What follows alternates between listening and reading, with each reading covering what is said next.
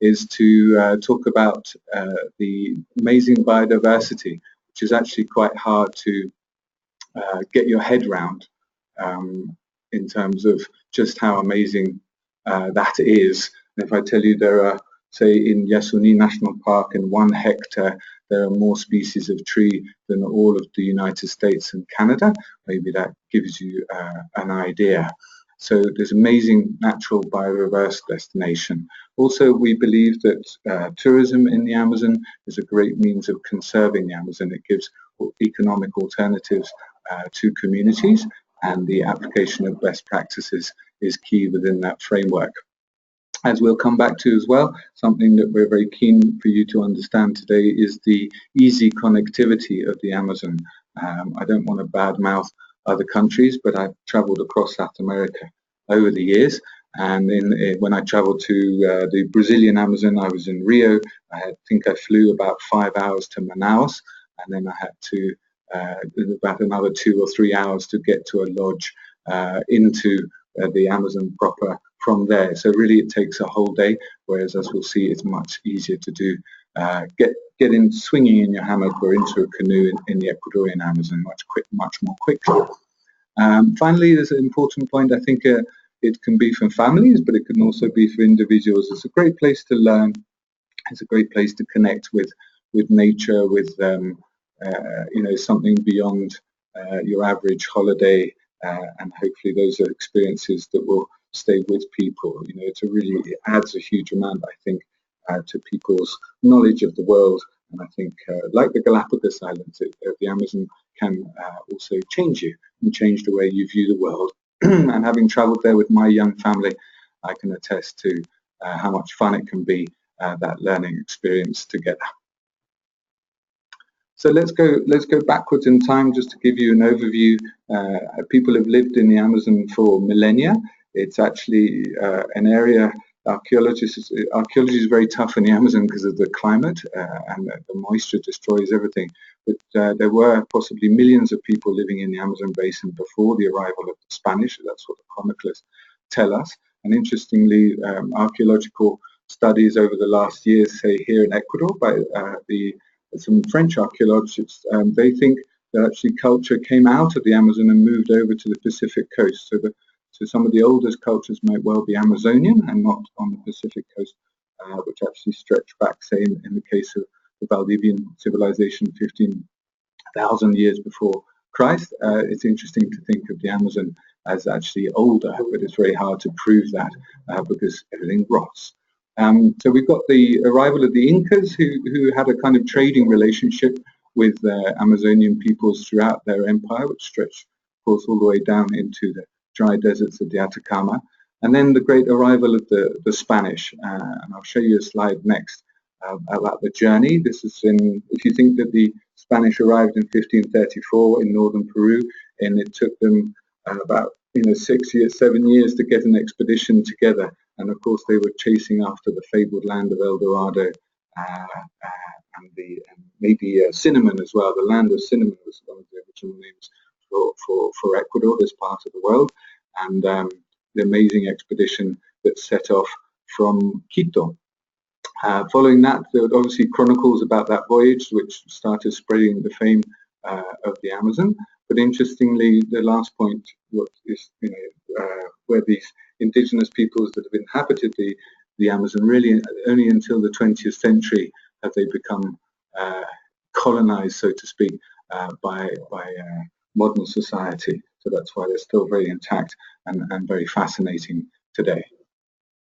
I wanted to show you this slide. This is Orellana's travails across the South American continent. You have to realize the size of this if you can see the scale of the 200 miles there. So we're talking about 1,400-mile journey, roughly, of these people. And it was a complete accident, like all great journeys, perhaps. Orellana was never meant to find the Amazon. He went off to find food, having been separated from Gonzalo Pizarro, and the currents of the Napo River just took him downstream, and he kept going until he came out at the mouth of the Atlantic, which he didn't really know where he was, but they soon worked it out, and he was the discoverer of the Amazon. And it's a fascinating journey, and I think it adds to the richness of the region if you want to read up about it. So again, top 5, there's mega diversity we talked about, the accessibility that we've mentioned, the variety of land and water. Here you can see people paddling, rafting down a slow river higher up, the rivers that go up to grade 4, grade 5, all sorts of activities from jungle towers and trekking and swimming, etc. And also the aspect of cultural that we talked about, of these Amazonian Indian groups who often speak completely different languages, speak languages that aren't connected to others. Strangely, people don't quite understand how, and have different belief systems, cosmovisions, etc.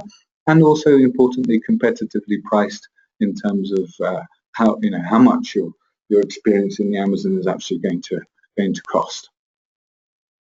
The Ecuadorian Amazon, Ecuador is a tiny country by South American standards, and it has this small portion, let's say, of the cake of the Amazon, right round on the western side, as it shares with the 9 other South American nations that the Amazon shares with. And to give you an idea of size, it's 120,000 square kilometers, which is 46,000 square miles, and that's about 40% of the country. As you'll see in the following slides, we'll show you a map. It's a big chunk of the eastern side of the country, and in fact the Ecuadorians call it the Oriente, the Orient, because of it's located to the east of Quito and the east of most of the rest of the country in the Andes. So here we can see this is the green section painted of what we regard as the Amazon, and what we'll also understand hopefully today is important to note is the different the ecosystems that exist as you come down from the Andes. So you come down from 3,000 meter passes into what we call cloud forest area, which runs along both sides of the Andes, which is down to from about 1,400, 1,500 meters down to about 400 meters until biologists start talking about rainforest proper. So we've got different options at different altitudes as well. And it's a wonderful area. Just to show you some pictures now. This is looks like a morning shot with the mist. This is of course a huge excuse me. It's like a water engine. If you want to show a school child, as we talked about family travel, how to understand the hydrological cycle. This is moisture that's been brought in all the way over from the Atlantic. On the prevailing winds in the Amazon go westward, so they carry all this moisture in from the Atlantic, and it creates this massive cycle with the Amazon, and that's why it's so key as a regulator for our climate, and it's so important in that sense because of its huge size. And there so you can see the mist, all this transpiration that's happening in the morning here up in a tree. Is probably up in a canopy tower that there's several of around the world. And it's worth reading up. I'm just wanted to show you a map to understand these different biomes or life zones, as the biologists call them, in the Amazon. There you can see what I was talking about. On the left, on the western side, this kind of montane forest that we talk about, which is cloud forest, and then different areas in the Amazon as you go east all the way into Brazil. You have lots of flooded forest as well, and we have different types of forest. It's not just this homogeneous one mass, and that's part of its great interest, and also, of course, part of the reason why it's so biodiverse. And of course, within there, you've got lots of amazing creatures. We'll show you more pictures. It's an amazing place for spotting wildlife. If you grew up with, Nat Geo channel or BBC or whatever, you're really in there and living the experience. It's amazing, but also you should know that either you or the guests that are traveling there, Mother Nature doesn't always perform for tourists, and so you shouldn't go in expecting to see, particularly not seeing jaguars. The bigger felines, the bigger mammals, obviously very hard to see. Often they're nocturnal, so you're not going to see them in the day, but you can see amazing creatures. I think this is a spider monkey family, but I'm not. Someone will probably correct me. Do send over your questions as well. We're standing by with your questions to do a bit of question and answer at the end. So if anybody wants to correct me, if this is a spider monkey, do so now. So we've got lots of different species. I think monkeys are actually different species of monkey from howler, capuchin, etc. Are very visible in many reserves in the Amazon. It's certainly a highlight for many people. Interesting fact that we put in there about it raining. It's so dense when you're in the bottom of in the understory of forest that often it can start raining, but you don't actually feel the rain for a good 10 minutes because it takes a while for the drops to come through that very dense canopy at the top. And also there's a whole world of medicines which can be exploited and have been in the past and will continue to be into the future. And obviously the conservation of the forest is important to be able to have that repository, that genetic bank for the future. Also important to note in the far eastern Ecuadorian Amazon, as in Peru and parts of Brazil still, it's amazing to think that there are people who are uncontacted. In the case of Ecuador, there are two very small groups, and they know what Western society, modern society is, but they still choose to live apart. And the Ecuadorian constitution recognizes their right to do so. And here we can see a picture of the rivers, because it's important to note really, the road system stays in the Ecuadorian Amazon. It penetrates just about from the Andes down to various points, but after that you're in a canoe because it's by far the fastest way to travel. And in terms of altitude, we talked about that the rainforest starts down at about 400 meters above sea level, 1,500 feet. And it's amazing to think you've got those thousands of kilometers and miles all the way to the mouth of the Amazon at zero. So there's a bit of that elevation, which obviously carries the water and all the sediment from the Andes, which is this very rich sediment that feeds the Amazon. Average temperatures pretty much same all year round, about 26 degrees. And what you have to add into that is the humidity factor. But it can be surprisingly not as maybe chilly in the morning in the Amazon, or if you camp out. It's not always hot and sticky. It depends where you are, but it's particularly humid, obviously, when the sun comes up and into the day. We are, after all, on the equator in the tropics. Some awards, all sorts of different recognitions for the Amazon between the two major national parks that we have towards the east, Sangay and Yasuni in Ecuador, and then various biosphere reserves have been declared as well. And of course, Ecuador is once again in the running in the World Travel Awards to be nominated to win. So it's nominated, and hopefully with your votes, please vote on the site of the World Travel Awards for Ecuador as the world's leading green destination, as well as the various private initiatives. Quito is also up for South America's leading destination, and the Tren Crucero for the South America's luxury train as well. So please do vote after this if you've got a minute. Thank you.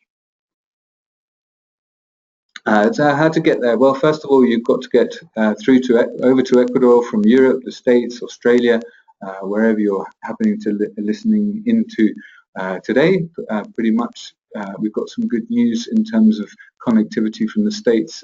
Dallas, Fort Worth will open to Quito in December, and we've also got JetBlue flying from Fort Lauderdale with very competitive prices. That will be in February 2016. So improved connectivity from the US, and we're working hard from other continents as well.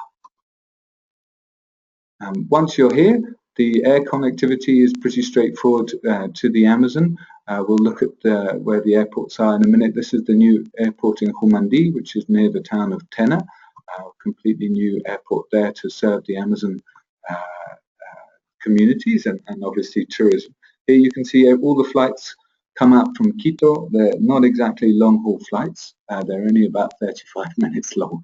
So you literally come up and they don't really have time to give you a cup of coffee before you're going back down again and landing in the Amazon. So that's how close we are. Starting from the north, you've got Lago Agrio, the first point to the north, then Coca, also known as Orellana, and then Tena, the airport we just saw, Rumandi. Shell is a tiny little airport that serves the Amazon, then down to Macas, and then down to the south we've got Loja, which is in the Andes, but it's the closest airport to get into the southern zone of the Amazon that we'll see now. Of course, the roads are also an option, and the investment in road building over the years in Ecuador has been significant. The government has invested $8 billion in roads over the last 7-8 years, and so it's a real significant improvement in terms of travel times. And so could be an option. You might fly into the Amazon, you might come out by road and start on a different itinerary around back into the Andes. That's all possible now, and certainly more comfortable than it ever has been. So if you look at the main spine of the Andes, that's the Panamericana, and we're still limited by physical geography, of course, here in Ecuador. So there are various passes, as you can see, that feed into the Amazon, going east from the main Cordillera, the eastern Cordillera of the Amazon. And then there's also this road here, which is called the Troncal. This is the road that runs north-south, connecting these various rainforest towns, and that's all been repaved and as in excellent condition. So as you can see from there, you can start building in different itineraries to the Andes as well from your Amazon adventure. Well, I'll let you read this idea of conjuring the Amazon for you. This is a wonderful waterfall, actually, just in the foothills of the Amazon, San Rafael. This idea of getting closer to nature, meeting indigenous culture, all of that is part of the experience in the Amazon. We thought it'd be interesting to go through a set of an idea of the lodges that exist. This list isn't exhaustive, it's meant to be representative, and if we've left anybody out or any of your favorites out, then please let us know. We can see if we can include it on the online version. We'll be posting this up later today, so if any of your colleagues missed this version, then please let them know.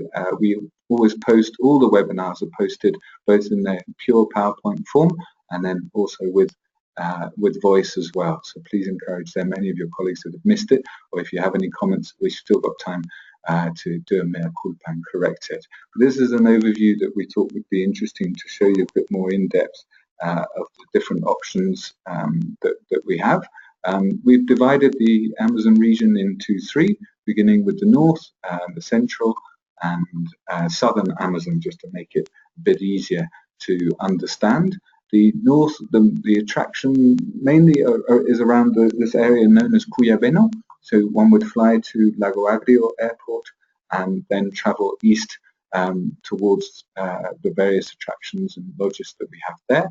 In case of the middle Amazon, one of the river that Orellana, Francisco de Orellana, traveled down in the 16th century, the Napo River, is still the main means of transport and is the main focus point for tourism in the Amazon, although there are other options as well. And then into the south, the main other tributary is the Pastaza, which quickly turns into Peru, and obviously these all join together to create the mighty Amazon, as you've seen it in Brazil. So just looking at the northern Amazon first, around the Cuyabeno area that I mentioned, it's a wildlife reserve, so it's a protected area. It has some great oxbow lakes, these lakes created by the snaking form of the river as it kind of scours out its route. And here we have the lovely Tapia Lodge, which has this accommodation in towers, which is an innovative way of doing things there. And also the Siona Lodge, which has access to some of these lakes, which are often places where you find pink river dolphins, a species of dolphin that has evolved for a sweet water, quite hard to spot, but there are various oxbow lakes where you might be lucky. And also the famous anaconda, which is the largest snake and is a constrictor, a huge thing as well. So those are attractions that you can find in the Cuyabeno and also throughout the region. Here in the central part of the Amazon, on and around the Napo River, one of the more recognized lodges is the Napo Wildlife Center, and it's been won various awards. It's community-based enterprise, a very interesting history of how this community, with the help of outsiders, initially said, what we can live better and conserve the forest, and how they developed that project over time is a very fascinating story, and very a successful story, I'd say, and it's expanded down the years. And we'll also show you the Kichwa Anyangu Lodge, which is also part of the same community's offering. There's also a slightly lower scale in terms of price, so they've kind of they've covered more of the market by creating that new product of late.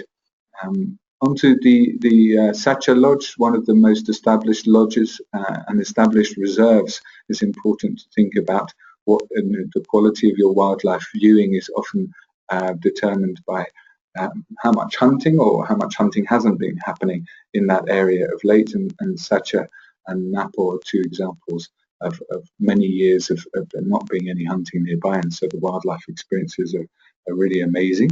And here Sacha built what you can see here, which isn't, if you suffer from vertigo, it might not be your cup of tea, but it's an amazing canopy walkway. Other lodges in the Amazon, in the cloud forest, have towers, some of them running round trees, other than metallic structures that are freestanding.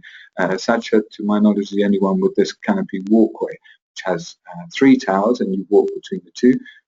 And as with everything in the Amazon, it's one tip I would give you is, and you should give your guests, is be prepared for early mornings. I think it's you can have a siesta after lunch to recover from the day, but it really, when life really happens in the canopy in the rainforest, is very early in the morning.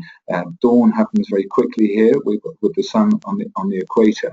So really, you want to be up in these canopy towers. If you're a keen bird watcher, which I'm not a massive keen bird watcher, then you want to be up there at about 5 o'clock in the morning, 5:30 in the morning. If you're just love nature and want to hear all the calls and the howler monkeys, telling you whose territory you're in, then definitely you need to be up these towers 5:30, 6 o'clock in the morning, and then go back to the lodge and have a hearty breakfast and set off on your adventures. And as I said, there's always siesta time. So do try and encourage your guests to make the most of the day, and the best wildlife spotting opportunities are in the morning and at the end of the day as well. So that was Sacha with its canopy walkway. Also further downriver, further east, is La Selva, which has been going for 25 years, and a few years ago was taken over by a new company, really given a great new lease of life, so highly recommended. Another sunny lodge here, also eastwards along the Napo. These are all reachable from the airport and town of Coca. And you generally you'll fly in from Quito in the morning, you'll go down to the port on the river, and then take a speedboat eastwards along the river, within a journey time of around 2 hours, I would say, about 2.5 hours to this part of the Amazon. And this Sunny Lodge is another great example, community run lodge with lots of great wildlife and interaction with the local people. This is the other product that I mentioned, the Yasuni Kichwa Eco Lodge. This is very close to the Napo Wildlife Center, and a slightly different price range, slightly different experience, but also very encourage you to investigate that option as well. A new option over the last years in terms of luxury, that you can navigate the Rio Napo, and actually both the anaconda and the manatee, which I'll show you in the next slide. They have interesting itineraries that actually curl round northwards into the Cuyabeno area and then come back. And like in Galapagos, there are various itineraries of different various days. So you can join the boat right from Coca, nearby Coca, and go east, or you can get, if you're on another itinerary, you would go speedboating much further down the river and then join the cruise there. Sorry. So two innovative options, the Anaconda's at the upper end of the price scale, and has garnered quite a lot of media interest and indeed industry interest over the last few years. So this is its cousin, the manatee. It's run and operated by the same company. This is slightly lower price range for that. Also, there are various lodges. I think this list is not exhaustive. As I said, these are lodges that are closer to the Andes, so at more like a kind of 400, maybe 500 meters elevation. This is the Casa del Suizo, which was built by the original, the eccentric and innovative, imaginative Swiss man. That's why it's called the Cristo del Swiss. Benny, who actually went on to build such a lodge. But this is his original lodge here, much closer to. You can get here by road in about 2 hours. 4 hours. Sorry, 4 hours. Thank you, Rodrigo.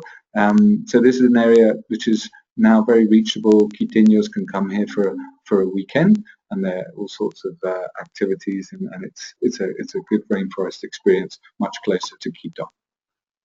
Another option here, Huasquilla, is also in the Tena area near the Sumaco Biosphere Reserve. Interestingly, Huasquilla is wheelchair accessible. It's one of the few lodges where you'd be able to take someone with a physical disability, and they've been very innovative in that respect. And it's run by a nice family who've been doing great work as well. Nearby Cotococha Lodge, just 22 bungalows. That's also in that part of the Tena Misawayi part of the world.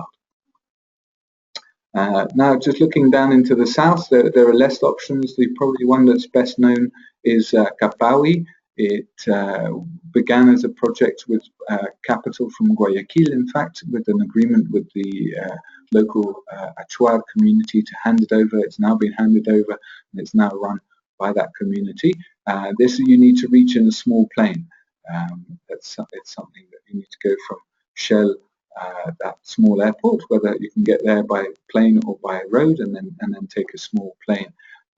As does the Guarani project that we haven't got a picture of, but it's definitely worth mentioning because it won the World Legacy Awards that Nat Geo started earlier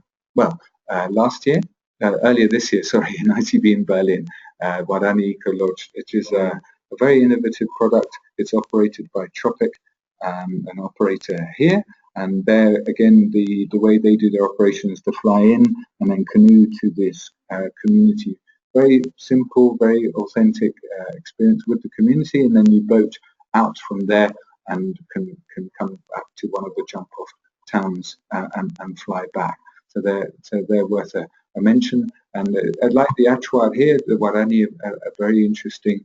Really, only recently, within the last maybe generation and a half, 2 generations, that they've had contact with the modern world, and they were very much living and doing their own thing in the rainforest until very recently. And a bit further south, in more Andean, we've got the Casa Simpson, which is in the foothills of the Andes and reachable from Loja. This is talked about Podocarpus, the images of camping. There are camping options in the rainforest. Anaconda, for example, I know has a glamping product where you spend a night away from the boat in the rainforest, and that sounds like a lot of fun. I haven't camped in the rainforest for a while, but if you don't fancy having to get up early, then camp, and then you'll be in the thick of the rainforest, and you'll wake up anyway with all the sounds around you. So there's one way of doing it as well. We wanted to run through a few of the activities that you can enjoy. As we talked about, there's getting up at dawn and canoeing and everything that you can do. There are 2 research stations in the Amazon that are interesting. It's not easy. You can't really get to them if you're an average tourist, but if you happen to organize student study tours, anything like that, then these are the 2 stations, one by the Catholic University of Ecuador, and the other one in Tiputini is run by the San Francisco University here in Ecuador. And they're amazing places. They're very isolated. It takes a long time to get to them, but once you're there, you're really in the thick of it, but only open to study groups. As you can see here, people, schlepping through the rainforest. You see with a poncho, a rain poncho on, definitely part of your packing list would be something that you should have. And also you can see people wearing rubber boots. Those are usually provided by the lodge. If you happen to not want to share your rubber boots with anybody else, then bring your own. But it's definitely something that you need. Essential jungle gear, we'd all say here. Of course, fauna watching is what you've come partly to see, enjoy seeing. I think that's a capuchin. Someone will probably correct me, but actually I'm not wrong. And baby caiman, etc. Caiman are quite easy to find, often at night, by shining torches along the banks of rivers and lakes, and their eyes reflect back red. So you see these two red dots in the middle of the night, and you can find them and get up close to them. And often they're the juveniles that you'll see. Lovely morpho butterflies and orchids. Ecuador is home to an amazing number of orchids, over 4,000 species, no less. So that's part of an experience. Bird watching, we just included this shot and the next one. This is a huatzin, which is an amazing prehistoric bird. In English, they call it a stinky turkey, which doesn't do it justice at all. It's a beautiful bird, and it kind of cackles. They cackle in the forest together. It's quite a strange sight and sound, but obviously wonderful bird watching. Bring the best binoculars that you can. Borrow some from a friend. They're an expensive item if you don't happen to have some. Borrow some, because it's really worth having some good binoculars when you're on your trip. And here, this is a lovely shot from. This is just on the northwestern edge of Yasuni National Park. There's a clay lick, which is a bit like I've described as a youth club disco for parrots, because they all come down to get clay to help with their diets, but also obviously they're all together and hanging out and checking each other out. It's sometimes you can be lucky, sometimes you can be unlucky. If there's a hawk flying around, you won't see any parrots hanging around. But if you're lucky, it can be the most amazing sight.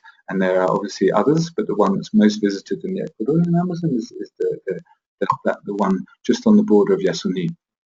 And that lovely image of stargazing. I think we included a shot in our All You Need Is Ecuador video, and I think it's one of the things that you can easily forget, but it's wonderful to enjoy. Obviously, cultures we've talked about. There's interaction, learning about local people, learning about their customs. I think is a key ingredient to an experience. Also, the part of that experience, part of their culture is their vision of the world and how they interact with it, and shamanism and energy, etc., is very important. Again, something more adventurous, the higher up in the western Ecuadorian Amazon, so in the foothills of the Andes, is rafting and kayaking is a fantastic way to spend the morning, getting completely wet and shouting a lot, and then you keep going from there and go down to your lodge. And you can obviously do it a bit more sedately and just paddle along these creeks and rivers, being very quiet. You've got someone with binoculars. They obviously listen to my advice as they paddle along. That's a really lovely experience to have. Just to give you, before we go on to the next part, the directory section of our website has all these lodges and products will be mentioned, including the Guarani. So please don't worry, get that in the directory when you can, in order to investigate more and send us your feedback. Until we just talked about a few of the food.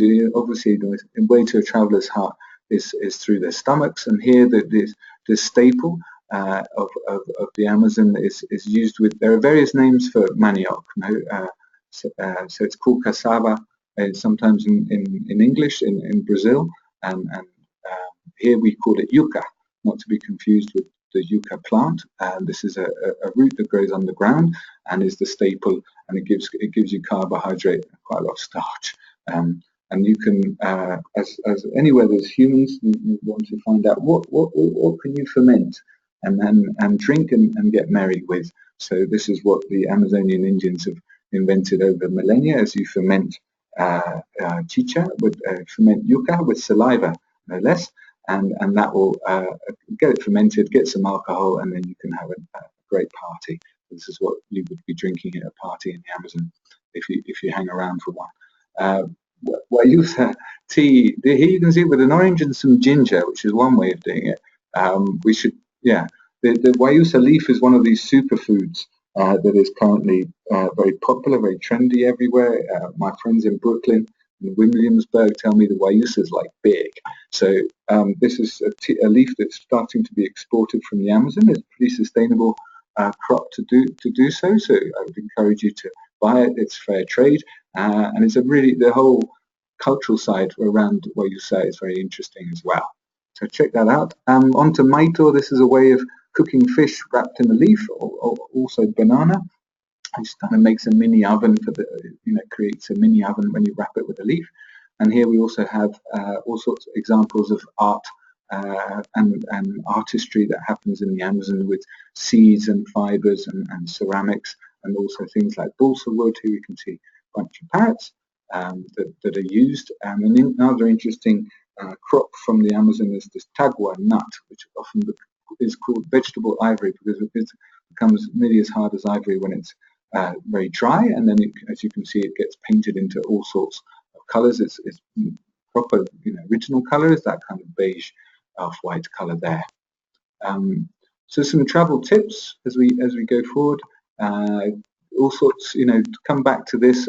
We talked about rain ponchos, we talked about binoculars, we talked about bringing your own rubber boots, but obviously all the lodges have them.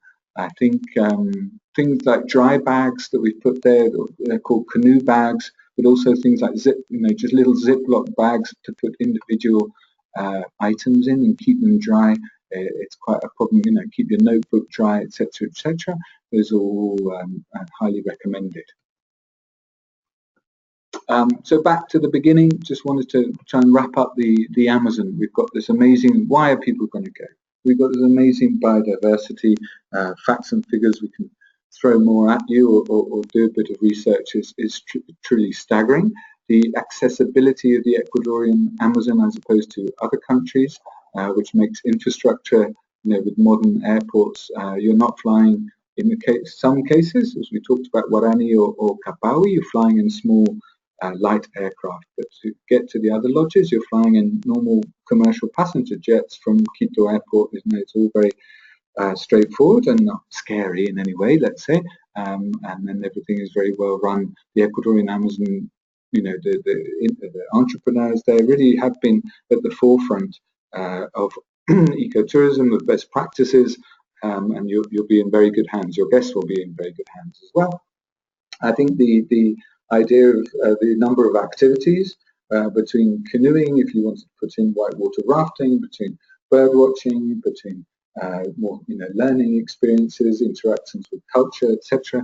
Those are all ways to enrich an experience over 4 days. I think we put in there, don't try and come for less than 2 nights. I think really you're doing it an injustice, probably both to the destination and to yourself if you try and come in and come out too quickly.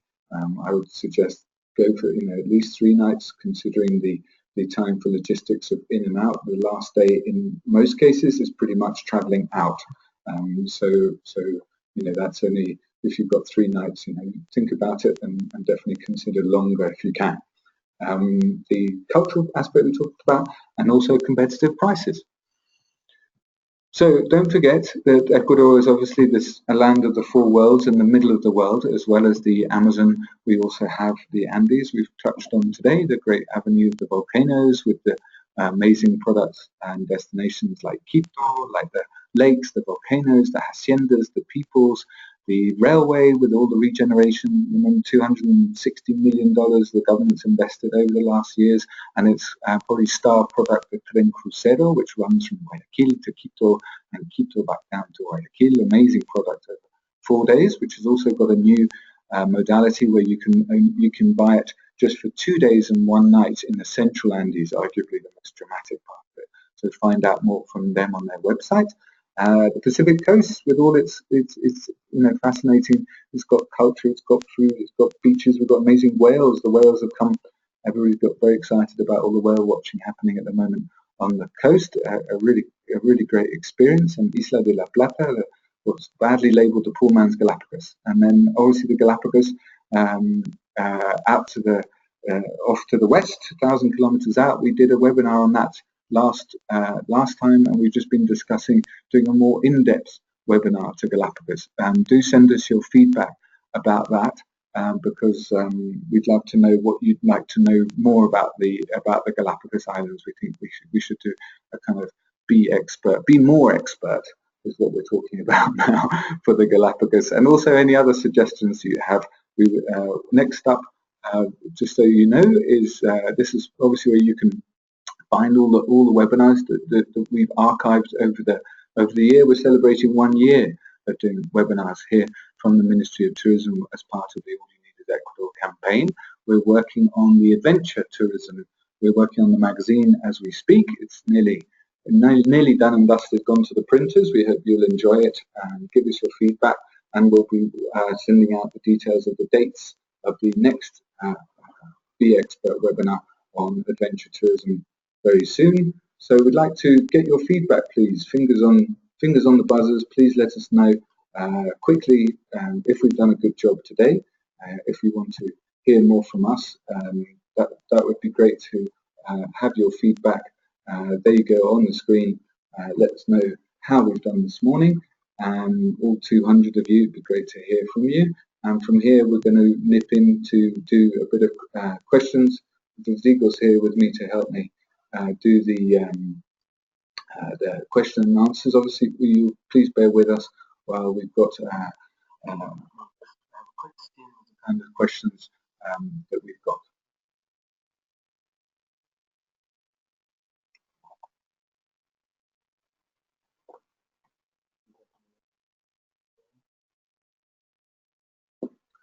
We can see you're all voting. So we're doing. I think we've done pretty well. We're averaging. Please say yes. I think no. We're doing pretty well. I'm glad. Please, as we said, if the ones who would like to us to improve in any way, obviously we've left something out. It's impossible to do everything. Do let us know, because the team's here, and we can certainly talk about how we can put together some more webinars into the future about the Amazon or about any other aspect.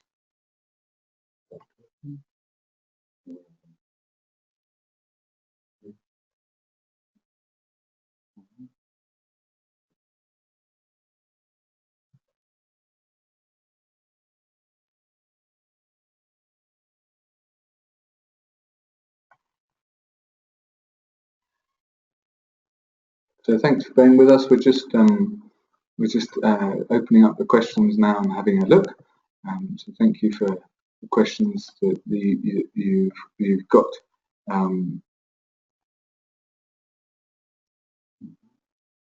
We've got all sorts.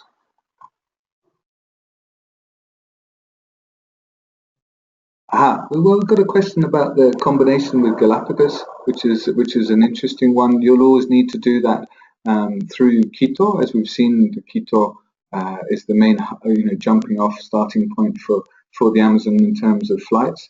And although Cuenca you could also use by road, but it's a long way round. So you would use Quito as the hub for that. I think there's a question about Galapagos being expensive, but I think it's more a question of value and the experience that you're going to have.